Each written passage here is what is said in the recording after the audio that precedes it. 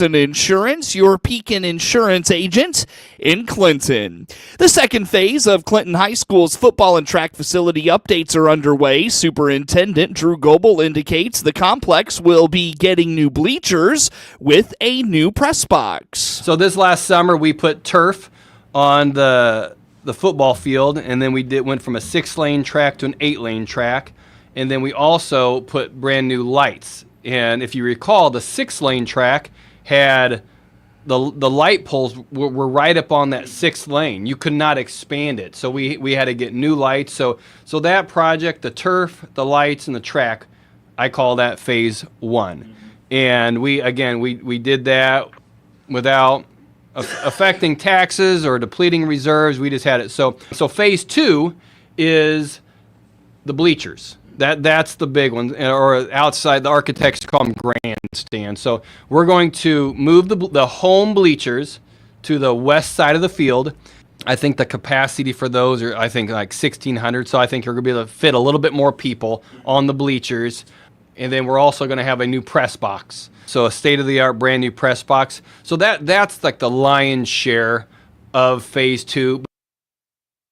According to Goebel, the structure under this, what will become the visiting bleachers, is going to be demolished and will be replaced by a pole barn. Additionally, there will be new sidewalks added around the facility for better access. But then there's also other projects that are part of that. We're doing, the current home bleachers has a storage room underneath it, but it never really was designed for storage. I think at one point they were for locker rooms.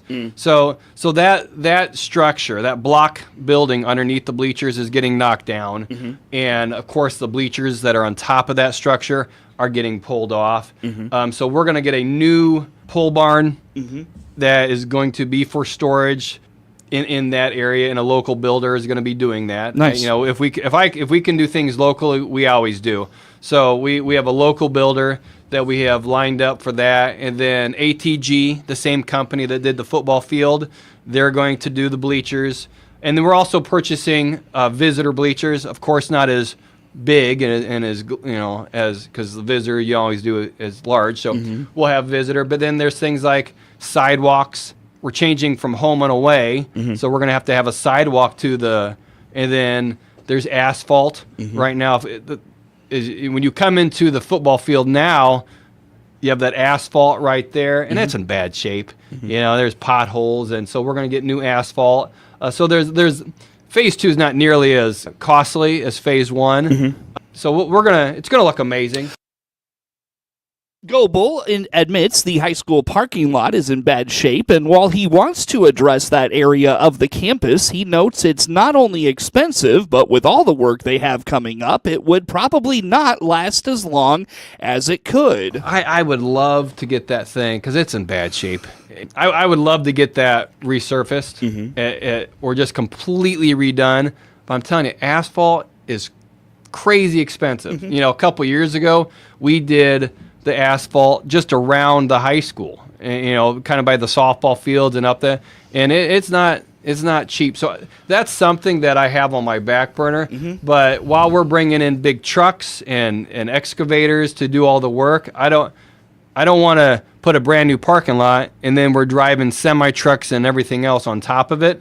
So that the parking lot, even the junior high parking lot, a lot of times people think, well, it's a school, but as a superintendent, I'm thinking not just, I got to see all the different projects. Like this last summer, we did the air conditioning and the heater and the electrical at the high school, and it was an expensive project. So I have to look at not just the teaching and learning, but I'm looking at things like parking lots and coolers and boilers. So I have a facilities plan that I update, and I kind of prioritize. So those types of things are on my plan.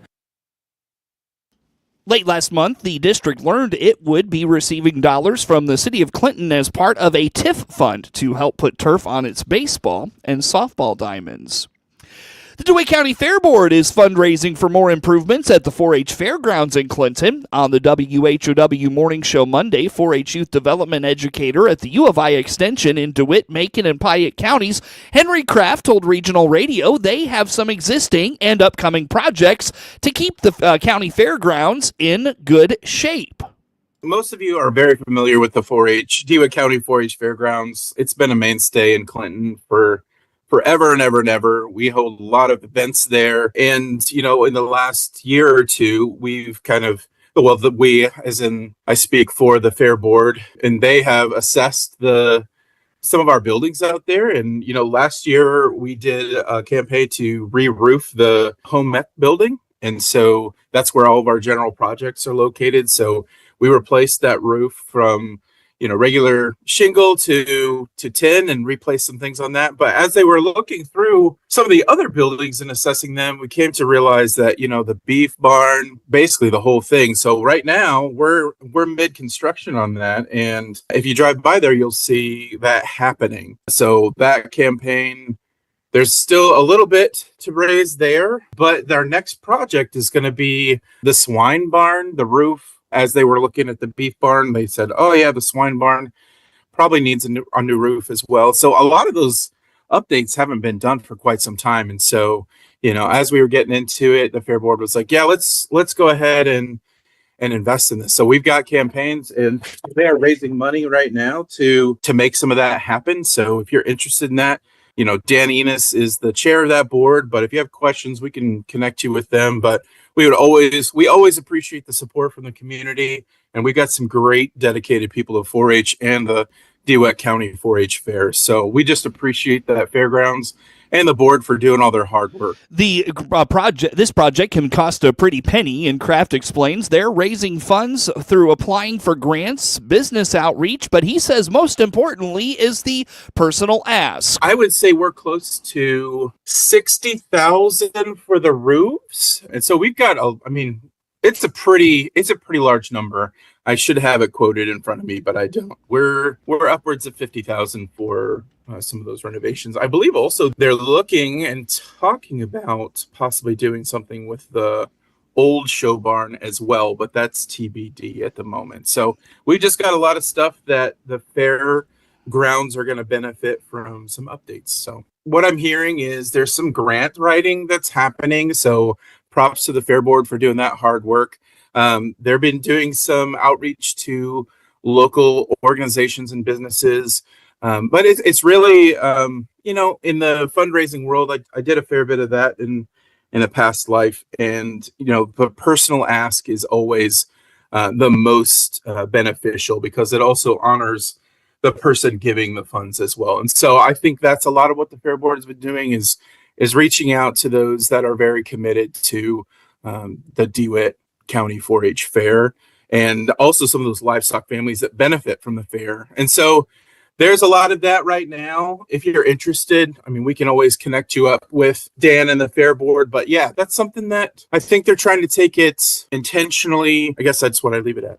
The Fair Board is hoping to have these projects by this year's fair coming up in July, because they have already started construction. Kraft says they're moving fast. Yeah, we're hoping to get the funds for the swine barn by this fair, but I think they're giving themselves a little bit of leeway. So it could be also the 26th summer fair as well. But they've already started construction and almost finished the cattle barn. So they're moving fast. They've got the contracts already put together. So I think by this summer we could see some other updates, depending on how fast they can get the construction done, because that's always the concern. So DeWitt, Macon, and Piatt counties, all the 4-H projects, all the 4-H livestock come to Clinton.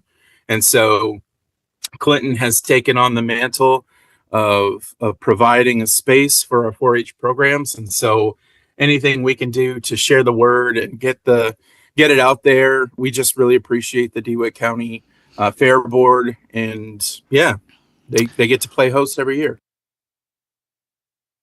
Kraft reminds the DeWitt County 4-H Fairgrounds hosts youth from the 3-county area for now, but now for not only the open show, but for livestock and the horse show, making the fairgrounds a very busy place each summer.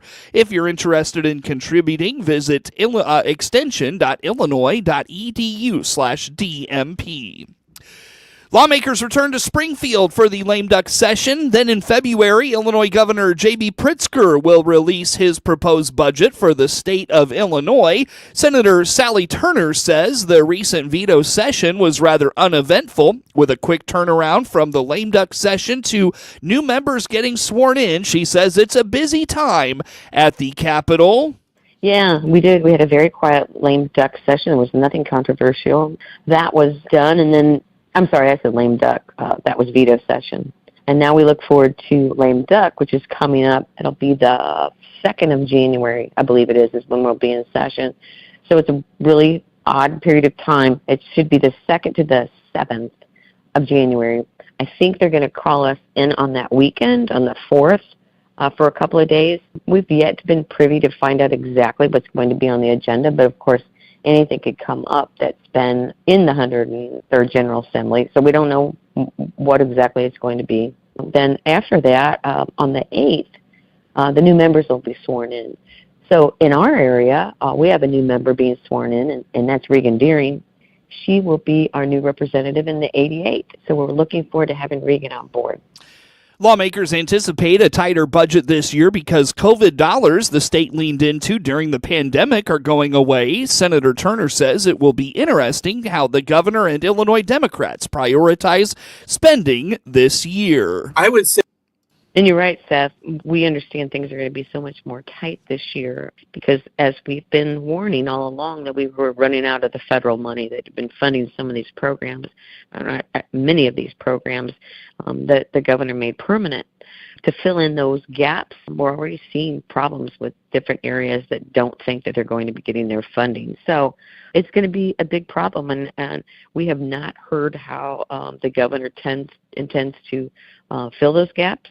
Of course, we're waiting to find out when we hear the budget address coming up in February, I believe it is, to hear what his plans and his team's plans are.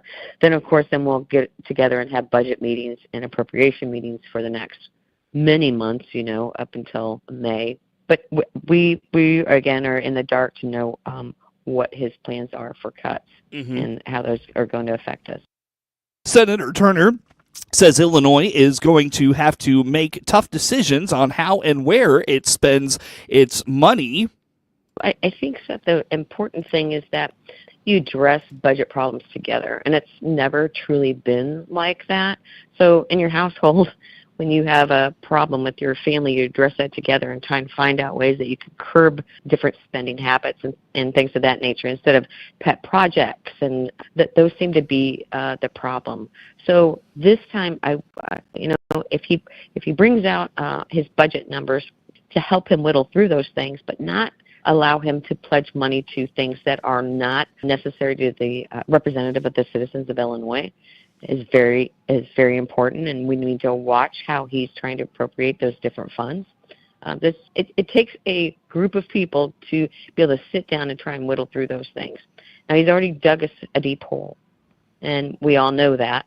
To get out of that hole is going to be tough, just like it is in any year that you overspend any money. But you're right. He blames a lot of that on the legislature. However, he prepares the budget, he passes it on, and says, here's what I see, here's my plan, and he expects the legislature to proceed with it. Like many Illinois Republicans, the Lincoln Republican gets frustrated with how the budget process annually plays itself out. The first major winter storm of 2025 has forced a few cancellations of blood drives in Illinois. Typically, winter is a month of downtime for blood donations at the American Red Cross.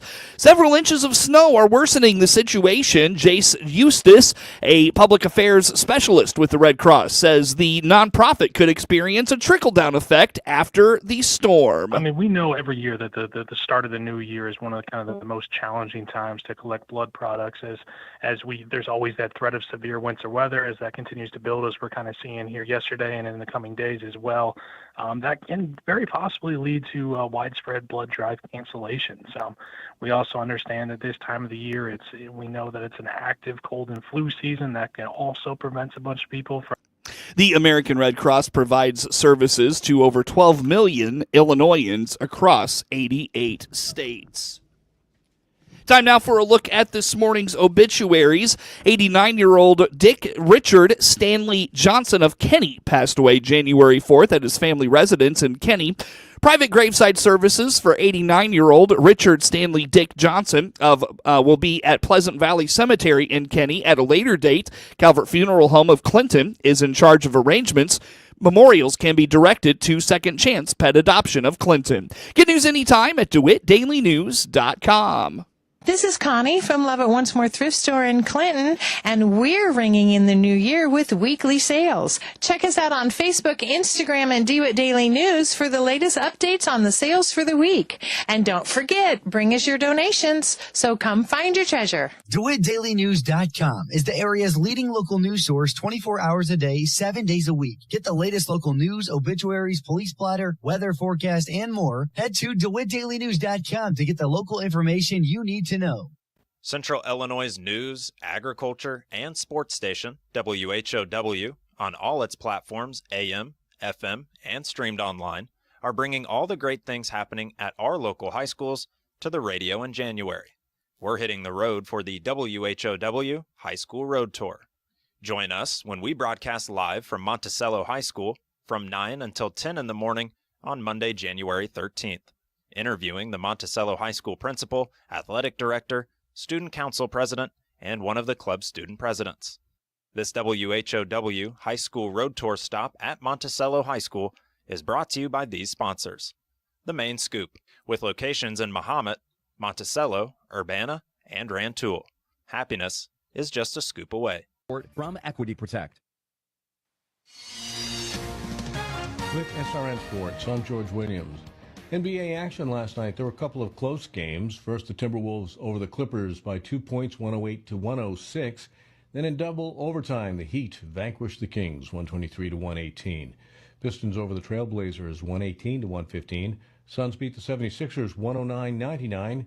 Pacers beat the Nets, 113-99. Magic over the Knicks, 103-94. Bucks beat the Raptors, 128-104. Bulls down the Spurs, 114-110. It was the Grizzlies over the Magic, 119-104. NHL play. In a shootout, Sabres over the Capitals, 4-3. Took an overtime for the Canadiens to beat the Canucks, 5-4. Avalanche defeat the Panthers, 3-1. And the Devils over the Kraken, 3-2.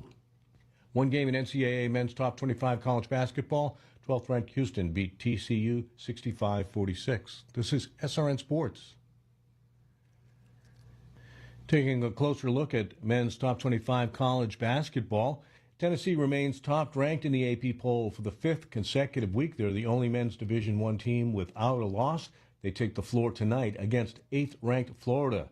Second-ranked Auburn will play against Texas tonight. And then the rest of the schedule has number 3 Iowa State against Utah. Number 4 Duke will play Pittsburgh. Number 6 Kentucky takes on Georgia. 7th-ranked Marquette is on the floor against Georgetown.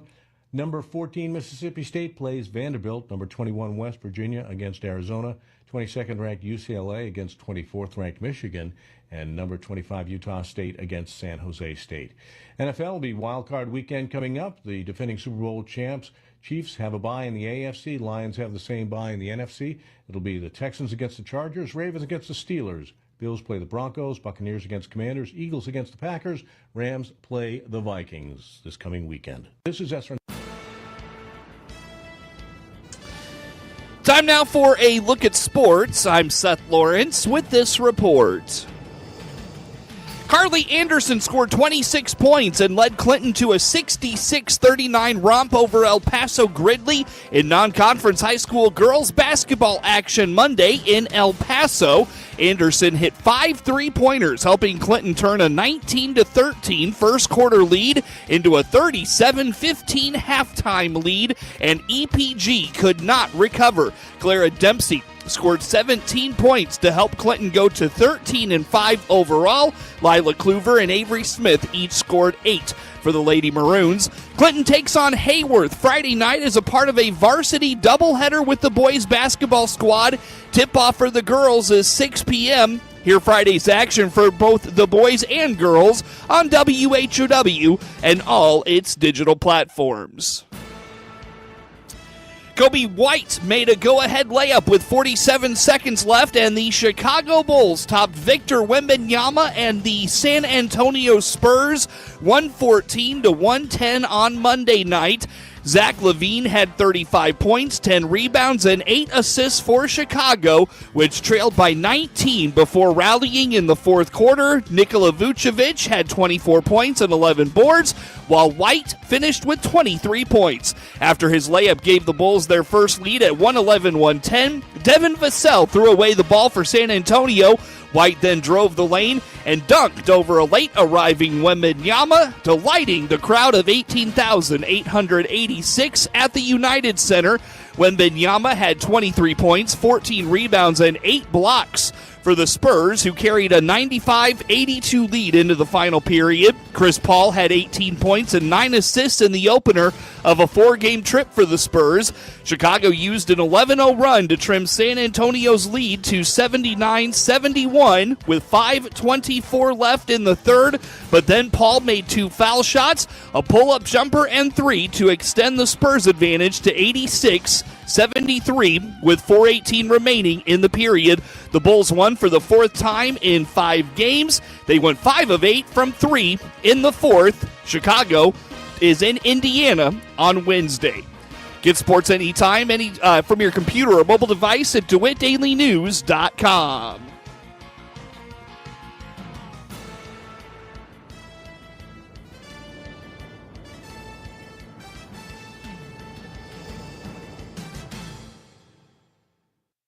When you visit Lincoln Memorial Hospital, you might not remember our state-of-the-art facilities or the high-tech equipment we use, but you will remember how great you were treated. As a Pathway to Excellence hospital, LMH is a recognized leader in nursing support. And committed colleagues mean better, more compassionate care for you and your family. Memorial Health, where great care comes together. Covenant Animal Clinic in Clinton now has a new online store for your pet's medicine and supplies. Hi, this is Dr. Sue Sturr inviting you to check out our new online store at covenantanimalclinicil.com.